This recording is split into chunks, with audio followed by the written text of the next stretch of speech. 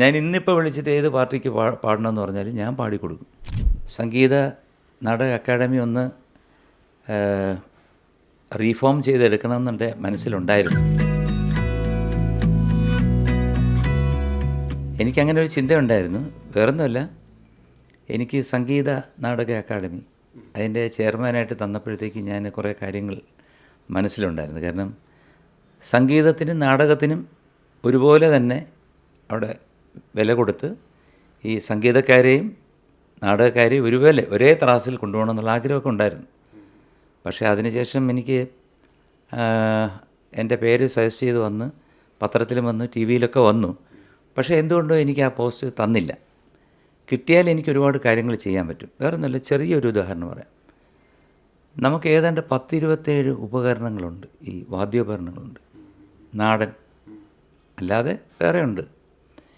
ഇവരൊക്കെ ഇന്ന് സത്യം പറഞ്ഞു കഴിഞ്ഞാൽ മൺമറഞ്ഞ് പൊയ്ക്കൊണ്ടിരിക്കുകയാണ്.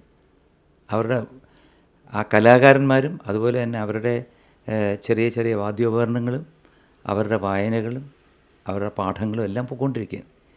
അപ്പോൾ അവർക്കൊക്കെ ഒരു മാസം ഒരു 10,000-3000 രൂപയെങ്കിലും ഒരു പെൻഷൻ പോലെ കിട്ടുന്ന രീതിയിൽ കിട്ടിയാൽ എൻ്റെ ജീവിതത്തിൽ എനിക്ക് ചെയ്യാൻ പറ്റുന്ന ഏറ്റവും വലിയൊരു നേട്ടമായിരിക്കും. കാരണം ഞാൻ എത്ര പാടിയെന്നോ അല്ലെ എത്ര പാട്ടുകൾ ആൾക്കാർക്ക് ഇഷ്ടപ്പെട്ടെന്നോ അല്ലെ ഗാനമേളയ്ക്ക് ആൾക്കാർ തുള്ളിച്ചാടിയെന്നോ പറയുന്നതൊക്കെ താൽക്കാലികമാണ്. കുറേ കാലം കഴിയുമ്പോഴത്തേക്ക് അടുത്ത ആൾ വരും, അത് അയാൾ പോയി കഴിയുമ്പോൾ അടുത്ത ആൾ വരും. പക്ഷേ ഒരു 10, എൻ്റെ ഭാഷ പറഞ്ഞ 10,000 പേർക്കെങ്കിലും നമുക്കൊരു ആജീവനാന്തം അവരുടെ കുടുംബത്തിന് എന്തെങ്കിലും ചെയ്യത്തക്ക രീതിയിലുള്ളൊരു കാര്യം എനിക്ക് ചെയ്യാൻ സാധിച്ചാൽ അതായിരിക്കും എന്നും തലമുറകൾ എന്നെ ഓർക്കുന്ന ഒരു കാര്യം എന്ന് ഞാൻ പൂർണ്ണമായിട്ട് വിശ്വസിക്കുന്നു. ഭരണത്തിലുണ്ടായിരുന്ന ഏതെങ്കിലും സുഹൃത്തിനോടോ മറ്റോ പങ്കുവച്ചിട്ടുണ്ടോ ഇങ്ങനൊരു ആശയം? സംഗീത നാടക അക്കാദമി ഒന്ന്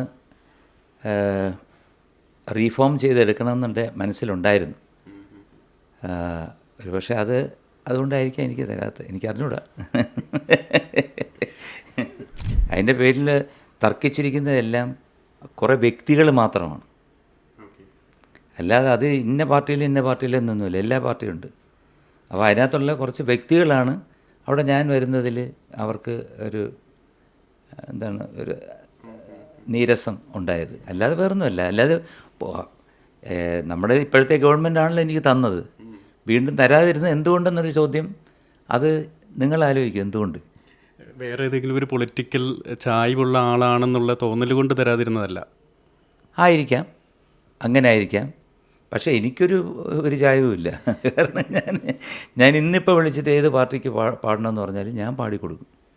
കാരണം എൻ്റെ കയ്യിൽ നിന്നുള്ളൊരു കോൺട്രിബ്യൂഷൻ അതേ ഉള്ളൂ, എനിക്ക് കോടികളൊന്നും കൊടുക്കാനില്ല. അപ്പോൾ ഞാനത് ചെയ്യും. പക്ഷേ പൊളിറ്റിക്സ് ഇല്ല. ഇത് ഇങ്ങനെ ഒരു ആഗ്രഹം ഉണ്ടായിരുന്നു. സംഗീത നാടക അക്കാദമി അല്ലേ, അപ്പം എനിക്ക് എന്തെങ്കിലുമൊക്കെ ചെയ്യാൻ സാധിക്കും. ബട്ട് എനിക്ക് ഈ ഗവൺമെൻറ് തന്നെങ്കിലും ബാക്കി ചില വ്യക്തികളുടെ ഇടപെടൽ അത് കാരണം അത് മാറിപ്പോയി. അപ്പം അതിനകത്ത് എനിക്ക് വിഷമമില്ല, ഇനിയുണ്ടല്ലോ വർഷങ്ങൾ.